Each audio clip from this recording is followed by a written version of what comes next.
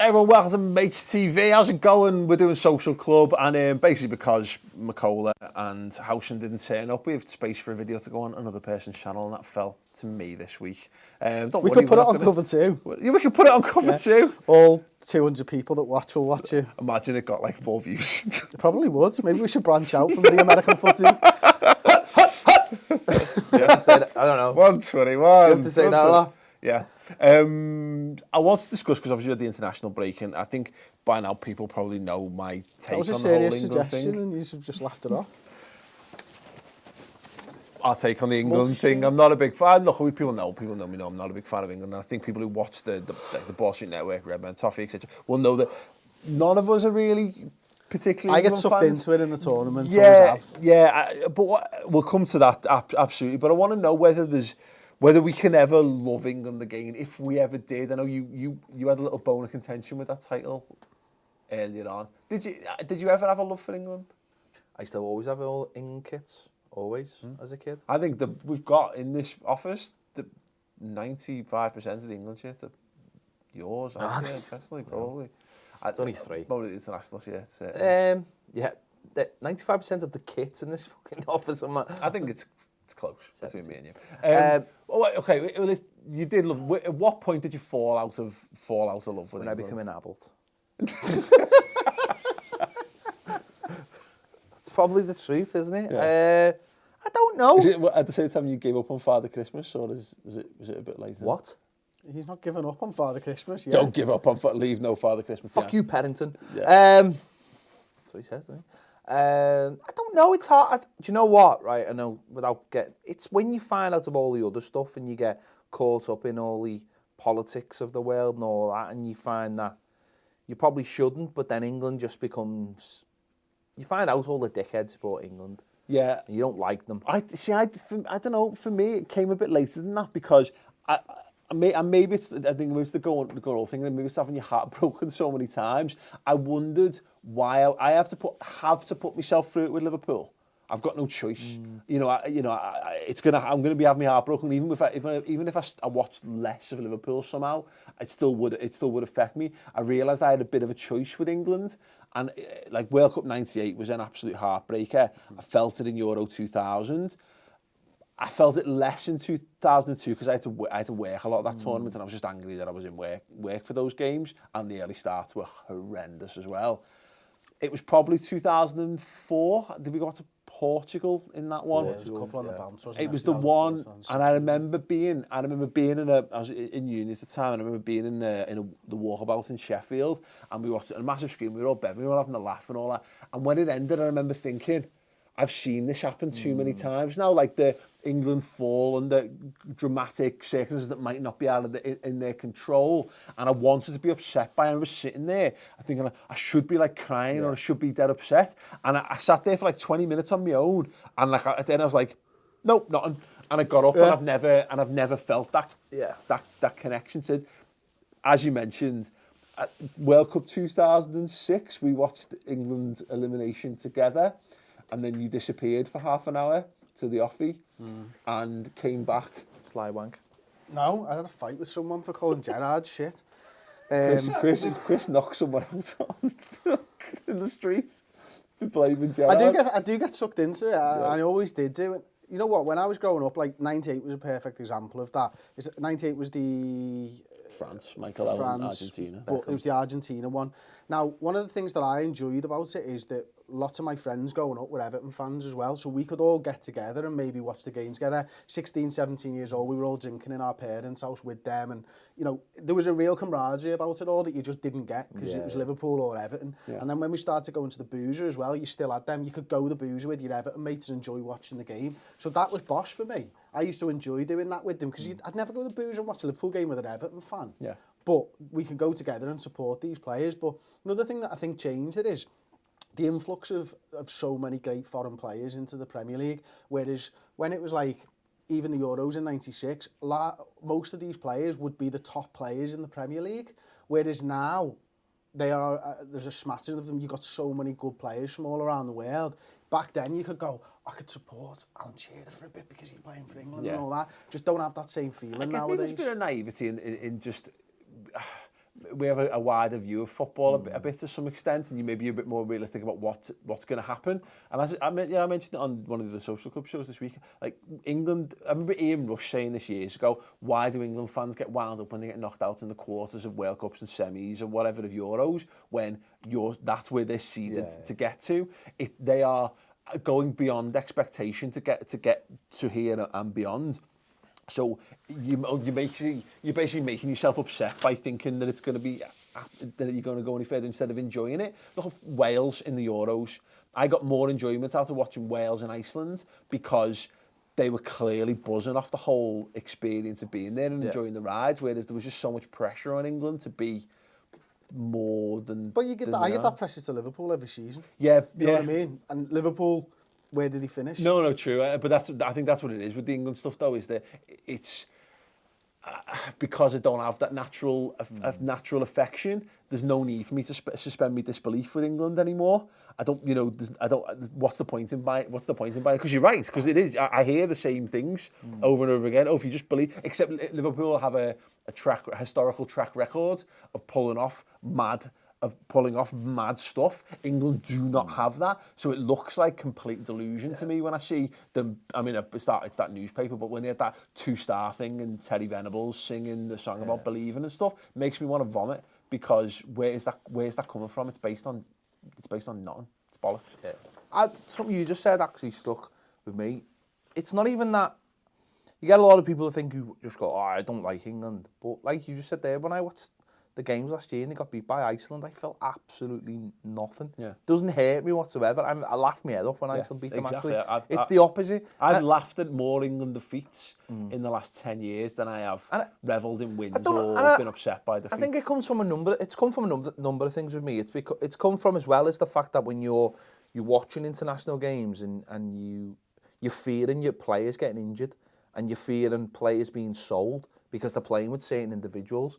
And it all just becomes, it's all just unravelled to the point where you just don't like them. Plus, I've become so nationalistic in the last few years. I just hate the whole thing.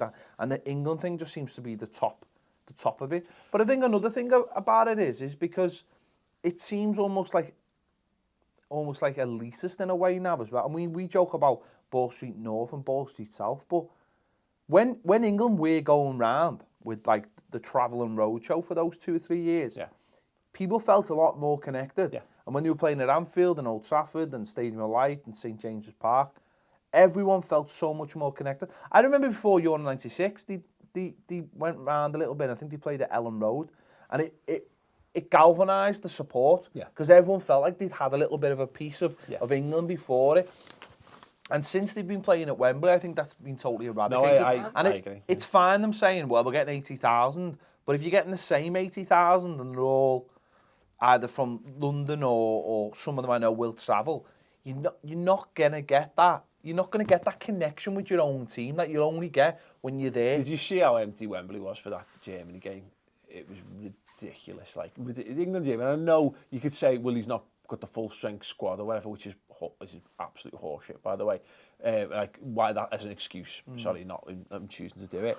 But if you're only gonna, it's funny listening to wrestling podcasts, something to wrestle with, and they talk about like the W through the lean years, that you're better off going to a small arena and filling 15,000 than trying to sell out 80,000 and ended up with 30, because you're going to end up with you get a better atmosphere from a small intimate venue.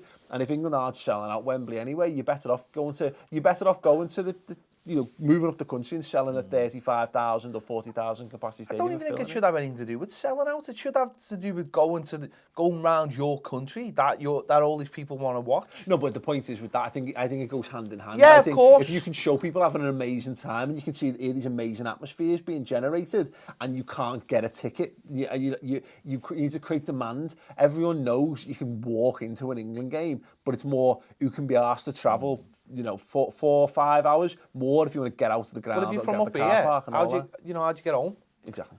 Can't get a train. Okay, you could drive, but if you've had to drive down there and you've got to drive back, so from 3 o'clock in the morning, 2 o'clock, 3 o'clock in the morning. Yeah, that's a really long day. And if you're trying to take kids as well, that's ridiculous. Whereas, like, when it did happen, it wasn't just the big stadiums. It was the likes of the They played Mexico at Pride Park, Derby County. 30,000, let's just say. Yeah. You can do that. You can create a nice little atmosphere. It connects the players and the fans, and it just brings the whole sense of it being England, not just being this London-centric thing. And I think, again, that's another thing that for me is chipped away and for me losing interest. How then would you, Chris Pajak, go about making England more lovable? Bear in mind that you fixed, we solved how to fix throw-ins. Yeah, we did. Randomly on the Red Men podcast the other week. I'm expecting gold. You're not going to get it. I'd scrap the FA, to be honest with you. That's where the crux of the issues for me with England come from, because I've just watched them fuck it up so many times. Now, for example, you watch the Olympics, do you support the English people in the Olympics or the Great Britain athletes? Yeah, you do. Why is that? You feel this thing for your country and your fellow... There's an affinity there. Why don't you have that with England players? I feel more British than English. Okay, well, that might be true as well, but, I watch the England rugby, I don't watch any of the autumn internationals or anything like that, but it comes to a World Cup, I'll watch it with my dad and I'll support England. Yeah. I'll always support England and Great Britain and things, but for some reason, lots of people don't have that about the footy. Yeah. And there is a large part in that because of everything that's gone on in the Premier League and all that type of stuff. Yeah, well, I was going to say, but is there also, I guess, because Premier League's being touted as being more and more important, we place more, like, I don't like this guy, and I don't, or we blame England for ruining our players. You get what I mean? There's more club-related hatred towards England, whereas you don't have that. I've got none of that for rugby or cricket or whatever. I can enjoy it for what it is to some extent. The answer for me, I think, though, going back though, I think is that take it back on the road. Unfortunately, they've got massive Wembley bills to pay off, and I don't think they'll NFL can do that. Yeah, more NFL. They're going Twickenham and they're going Spurs, mate. You can put this on your second Wembley off. Well, yeah. But yeah, that taking those friendlies, or they're going to do that the UEFA League or whatever, take them around the country. I think that's the good start. But is there anything else? Anything outside the box? Yeah. Go on. Need a decent mascot. Okay. A big lion. A big lion, big like lion. a proper lion. Like a proper lion. 3 lions. 3 proper lions. Just have one lion. Like from the war, like the Tiger Like and Walking from the Dead. Just Tiger a and real Walking Dead. No, lion. have one lion and say that lion ate the other 2 lions, just to create that little bit of fear, right? Yeah. Just take that round. Just take a big fucking lion round, and just say, Raw. this is gonna shit all over you. Simba is gonna shit all over So you. if they lose, does the lion eat the manager? No, just shit on them. It just shits on them. Yeah, you can't be going through managers at that pace. Why? Had there been nothing on left for you? Well, I think England needs to be a more of a spectacle, and I think there needs to be. It's a bit lions silly. and fireworks. Are we thinking Globetrotters style England? No, quite the opposite. I think but a spectacle in brutality. Okay. Like Gladiator. Maybe. Well, I mean, like. But there's your lions. Well, exactly. Have them on the touchline chained up. Yeah. And then, but then again, make it Have them on boos and hisses. I'm not sure I want my are. Liverpool players playing. Yeah, have lions down the side, right? Yeah. And like as the players are running down the wing, you let a bit of the chain go. No. Like in Gladiator. No, so that don't do that. they can go bit of a swipe at one of the opposition players, because the England players will have a special scent on. I think like Sex Panther, right? We're getting to the crux of it here. Yeah. And the opposition won't have that scent on. So the Lions are like, no, you're fine, you're one of me, I'll shit on you later. But while the game's on, they're like, there's a sneaky German. Claw, that doesn't get them, but for spectacle. Imagine that in Pride Park. They would know what had fucking hit them. They would not know what had hit them at Pride Park. Absolutely. I think Bramall Lane. Oh, yeah, proper competitive, very windy game. Wind's whipping around. It's blown people into the Lions. yeah. Take that to the most Brexit place in the country. Oh my God, And honest to God, Millwall. the place we've got, well, actually, I think it's more Grimsby. But Sunderland. The place, well, Sunderland maybe. The place would just go off, wouldn't it? Imagine it would be like 3 lines on the pitch. Yeah. Not just on the shirt, on the pitch. Yeah, exactly. I Just think, tell everyone the Lions voted out. Yeah. Oh my God, we've got it sorted. Yeah, exactly. You get to vote in the stands for one who gets to die, and then everyone goes and they put a giant like foam thumb down, and that's and you just let the line Jake go. Livermore, who's gone, you know. You'd be like being man of the match and said the shit player that gets presented the award by the Lion, it being its teeth. Would you feel if England got this sorted. if England won a World Cup, would you feel like a fraud celebrating it? No. I think once I sobered up. Yeah, you'd imagine that. You'd have to be like, oh, I've always been here. Yeah, I'd put my best, like, you know, my best fat ass shoes on, you know, with big. Yeah. It's that easy when you just go to Sports Direct. Yeah. I'm sure they've got an England section where it's just all. Yeah. So I remember doing that for the World Cup 2002. I got told to get into it, and I walked around. Who by? By the Can I just manager. ask? Sorry, by the manager of the pub I was working for, and so we had tons of T-shirts and flags and I did that. Yeah. I had like an England top hat Did it work? and a cape. Oh, it was hilarious. I was in such good spirits. I was walking around, I had flags sticking out my pockets and all kinds. And here's the thing, I think I'm primed for this, by the way, because England's become uncool. It's like, you know, even no one likes Gareth Southgate, which makes me want to like him.